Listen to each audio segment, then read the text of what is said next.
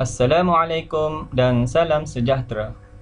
Pada hari ini saya akan melakukan tutorial bagaimana untuk mencetak cek dengan menggunakan software Easy Voucher. Pertama sekali pergi ke sebelah kiri iaitu di navigation pane. Sila pilih menu cetak cek.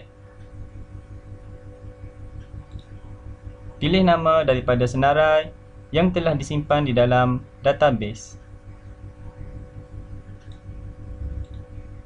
Tekan enter dan masukkan tarikh.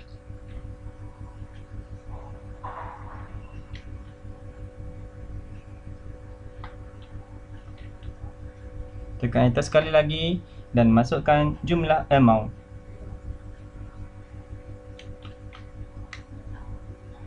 Tekan enter, anda akan dapati perkataan telah berubah mengikut amount yang telah anda masukkan tadi. Seterusnya, apa yang anda perlu lakukan ialah masukkan cek ke dalam printer dan print seperti biasa.